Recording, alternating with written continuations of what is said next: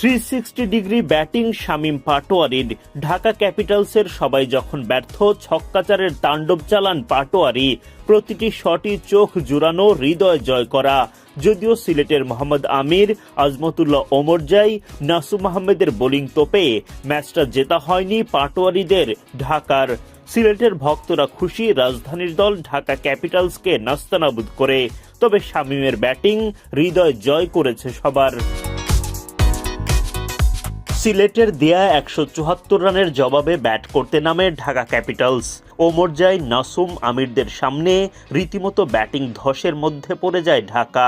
মোহাম্মদ আমির স্বীকার করেন ঢাকার ওপেনার জুবাইদ আকবরীর উইকেট। নাসুমের ঘূর্ণিতে কুপকাত উসমান খান।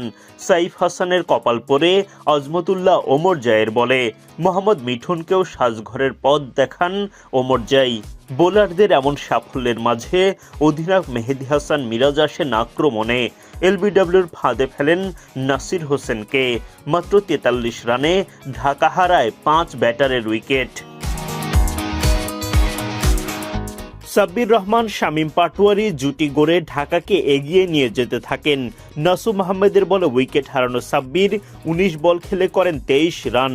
তার বিদায়ের পরও চেষ্টা চালিয়ে যান শামীম পাটোয়ারি। দলের হয়ে সেরা ব্যাটিংটাই করেন শামীম, কিন্তু শুরুতেই পিছিয়ে পড়া ঢাকাকে আর জেতাতে পারেননি।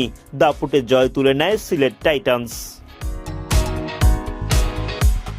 সিলেটে বছরের প্রথম দিনে মুখোমুখি হয় স্বাগতিক সিলেট টাইটান্স ও ঢাকা ক্যাপিটালস।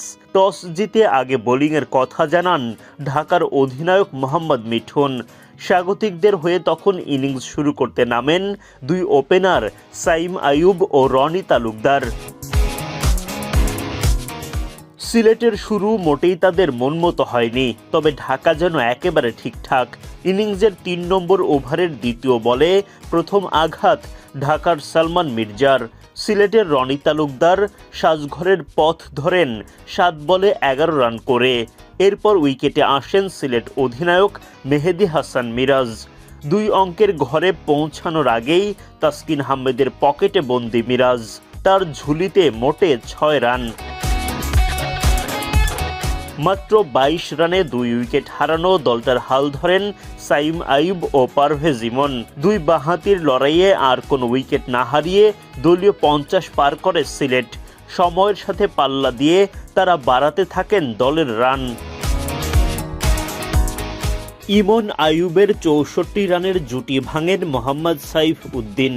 সাইফ উদ্দিনের জালে ধরা পড়ার আগে 29 রান করতে পারেন সাইম আইয়ুব। ওদিকে পারভেজ ইমনের উইকেট শিকার করে সিলেটকে আরও বড় আঘাত দেন সাইফ হাসান। 32 বলে 44 রান করেন ইমন। আফিফ হোসেন ধ্রুব ও আজমতুল্লাহ ওমরজাই সিলেটকে এগিয়ে নিয়ে যাওয়ার চেষ্টা করেন। সালমান মির্জার বলে আউট হওয়া আফিফ করেন 13 রান। শেষ পর্যন্ত সিলেটের বাকি ব্যাটারদের লড়াইয়ে মাঝারি মানের পুঁজি তুলতে সক্ষম হয় দলটি। Adnan Ahmed, BD cric time.